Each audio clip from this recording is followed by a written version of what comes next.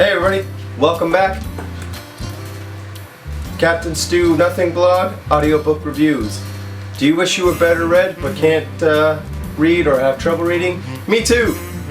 But it's 2015 and books read themselves, so we're here to review some audiobooks. Well, one of the first books I managed to finish once I got into audiobooks consistently was Max Brooks' zombie mockumentary, World War Z. And it's one of my favorite books of all time. I actually had read it as well before I purchased the audiobook. But I cannot stress how awesome this audiobook is enough. And what makes this audiobook so great is the cast. So, I'm gonna have to cheat because there's no way I could do this off the top of my head.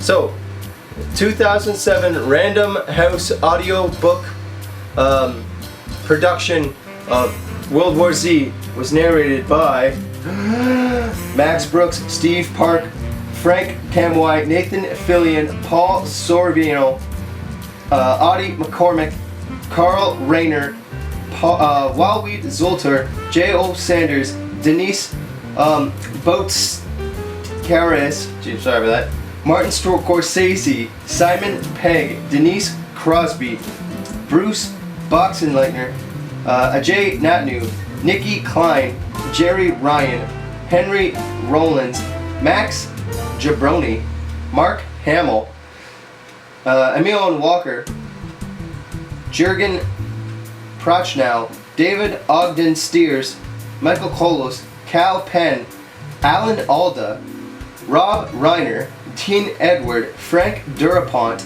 Becky Ann Baker, Parminder Nagra, Brian T. Masai Oka, Frank Kamway, John Turtil, Rick Young, Alfred Malonia, John McElroy, Common, F. Murray Abraham, and Renee Auberjones. So first off, let me apologize for the brutal pronunciation of most of those names. However, can you believe that? Rob Reiner, Alan Alda, Mark Hamill, Nathan Fillion, Simon Pegg? That's a huge lot of great actors with a lot of nerd cred narrating this book. It's outstanding. Having said that, a huge drawback of the 2007 Random House production is that it is an abridged version of the book. They cut out a lot of the story, but given that the cast that they did bring in was so top tier, it's understandable that they had to make changes and shorten the book in places. So this is going to be a breakdown of the audio book. However, I am going to throw a tangent in towards the end about the Brad Pitt film that shares its name with this book, but I'll save that for the end as it's not related to the breakdown of the book itself, which I'll begin now. So let me just say that this book is definitely one of my all-time favorite guilty pleasures. I love this book, but I mean, it's not going to change your life. It's not going to affect you on a great spiritual level or anything, but it is a great, silly, fun book. This is probably the most serious that the zombie genre can get, which is what makes it fun.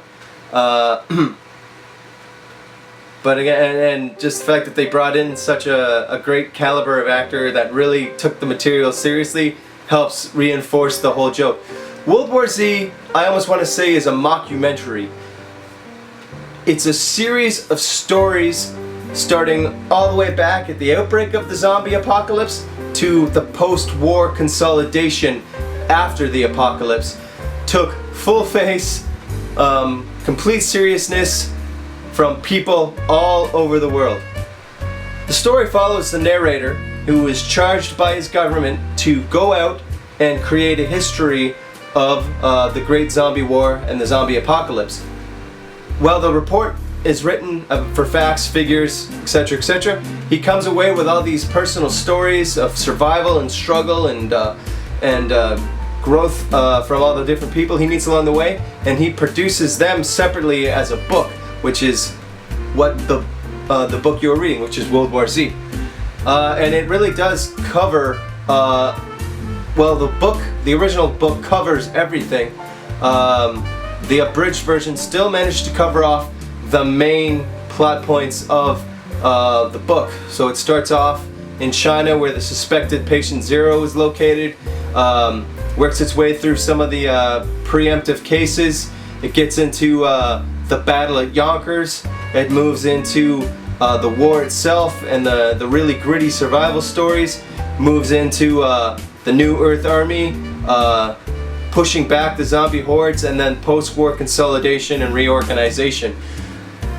And they generally get to, they cover all the important plot points of the story. Unfortunately though, they have to leave some of my favorite moments out due to, I'm assuming, the cost of having so many great actors come in to hit the main points. Standout performances in this book got to be Alan Alda and Mark Hamill, especially Mark Hamill. Looking back on it, I think Alan Alda only really had one very long chapter. I think he played the Minister of Resources after the war started to slow down. There's a great chapter where he's discussing manufacturing in the post-zombie world. It was really good. Alan Alda was really great. But I gotta go again with Mark Hamill, who's always kind of been an underrated voice actor in my opinion, despite his Batman fandom. He's always been my favorite Joker personally. But he played a soldier who fought in the Battle of Yonkers, which was the great American offensive against the zombies that failed, which leads into the New Earth Army later on, like when people start reorganizing and rethinking about how the army should fight the zombie hordes. And it followed, Mark Hamill plays a soldier from his defeat at Yonkers, through his retraining in the new zombie army, through fighting through North America to reclaim it from the hordes, to how he's spending his life after the war, and now that civilization is starting to reinsert itself. It's very somber, it's very serious, there's a lot of emotion portrayed, and it honestly took me a little while to figure out it was Mark Hamill. The guy nailed it in this book. He's honestly my favorite part. But again, just one of several great performances in this book. I'd mentioned before that it was an abridged version of Max Brooks' original book, and that's really my only complaint about the book itself. Again, how much can you complain about the equivalent in literature of a B zombie movie? But again, it's my favorite, and I do have to bring up that, well, they got the main parts of the book and you get the whole story in this version of the book.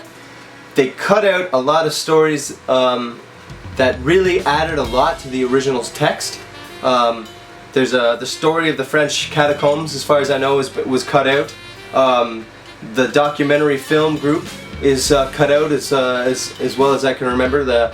They were a group of survivors that went to different zombie strongholds and made short documentaries about how they were surviving and fighting off the hordes. And these movies kind of made their way around the growing little cities and strongholds around the planet. And it was like one of the first major rallying cries for society and mankind to start working together again to fight back the zombie hordes. And I thought these little parts really added a lot to the original text, and it was sad to see them go. But I understand that with the scope of the project and the number of characters and the number of reports, that they probably would have to cut some of them. It's been a while since I read it, so I'm afraid to comment too much, but I know that there were a lot of really good stories that were cut from the original text that did not survive into the audiobook. So again, I unless they release an unabridged version in the future, highly recommend going back and pushing through the actual written book to catch those stories that you miss. And I guarantee you, if you listen to the audiobook, you're probably going to do that anyway, because you will want more. It leaves you wanting more because it's a very well done dramatization of this great little mockumentary book. So all of those minor hiccups aside, this book still does World War Z right. Its 10 hours are significantly better than the entirety of that Brad Pitt film that shares its name, which will bring us now to the elephant in the room, the film adaptation starring Brad Pitt. So I talked about how this audiobook is an outstanding pseudo documentary about starting in China and going all the way around the world, watching and learning about humanity as it struggled against the zombie apocalypse. And there's a lot of really cute and funny and a lot of heart-wrenching and a lot of scary stories all mixed in here. There's a great chapter about a man in a wheelchair who becomes part of his neighborhood watch society. There's a chapter about a little girl who goes north with her family, and just people fleeing to the national parks, you know, and the struggle they find trying to camp indefinitely out of the back of an SUV. The pilot whose plane went down in zombie-infested territory.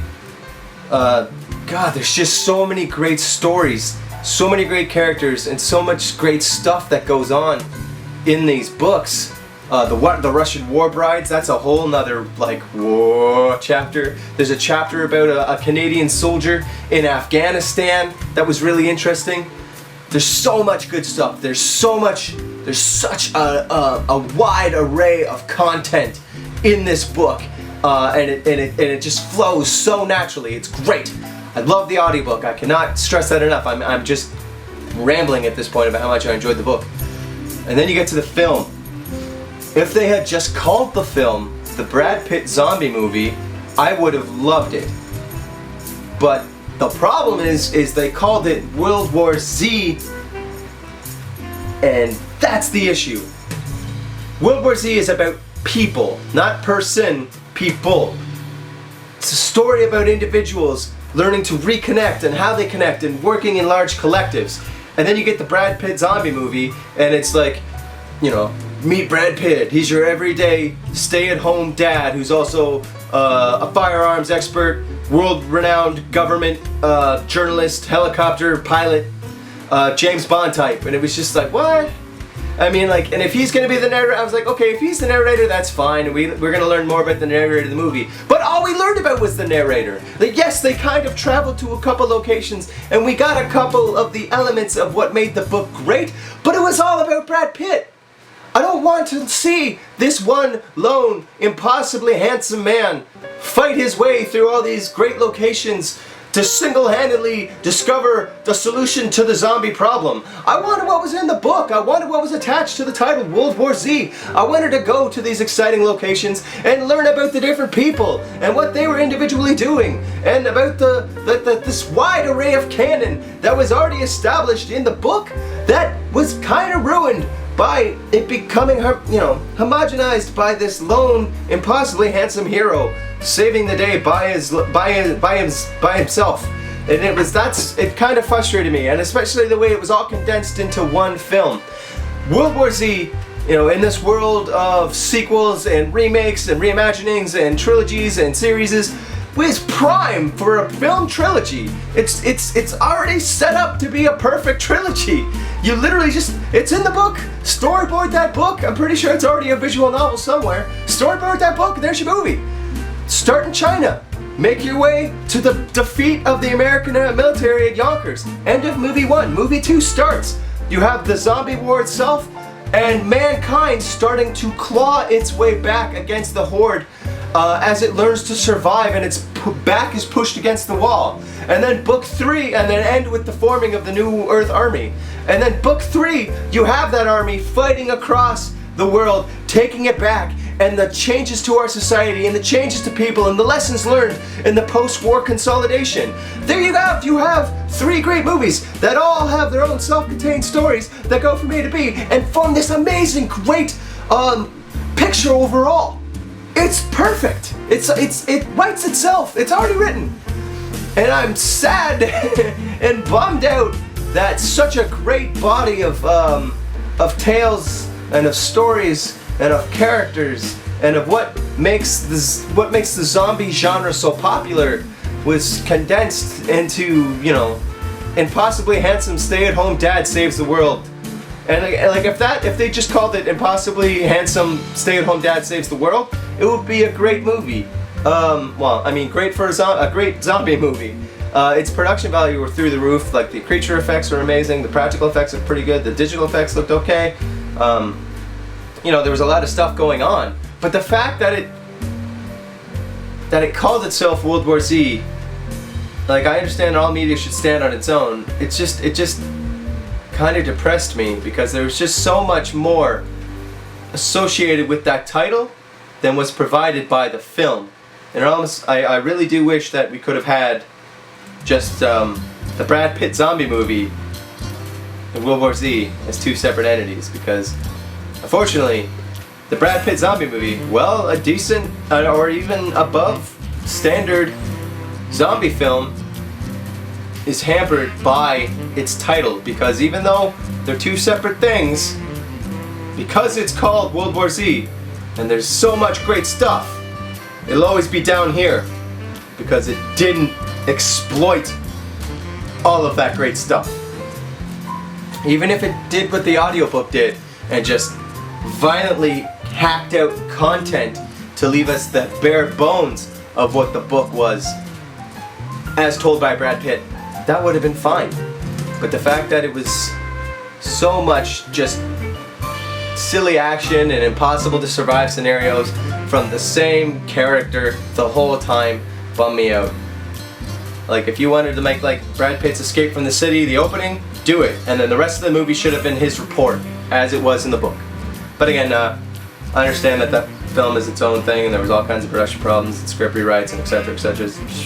But still, it just, you know what I mean? It'd be like getting a Star Wars movie that was about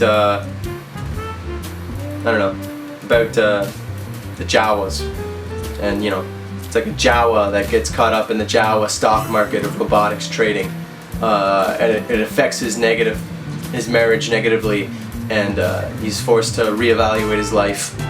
That would have been a great movie, but because it's got that Star Wars moniker, I'm probably gonna expect an X-Wing fight or two throughout the course of the film, you know? Like, that's what I mean. Like, I just feel like that film is hampered by its great title, because if you haven't picked up already from my excessive ranting, it's a really, really good book, and it's got a lot of really interesting stuff, and it's about as serious as you can take the zombie genre, in my opinion. You know, I love that it feels like a silly World War II documentary, but about the zombie war, and I love it. The audiobook by Random House, copyright 2007, was great. The all-star cast really nailed it. Seriously, check it out. It's a lot of fun.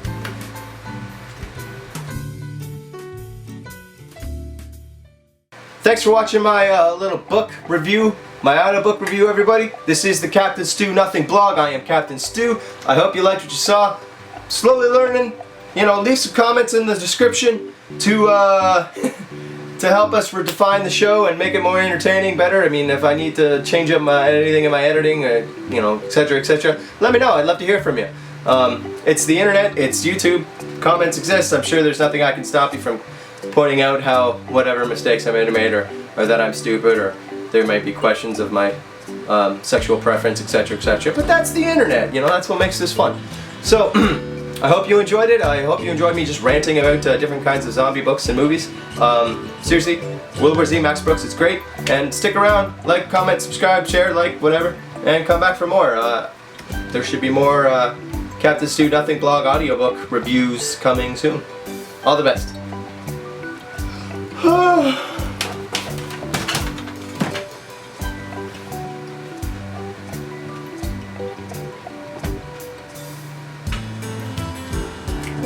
Need to change my shirt.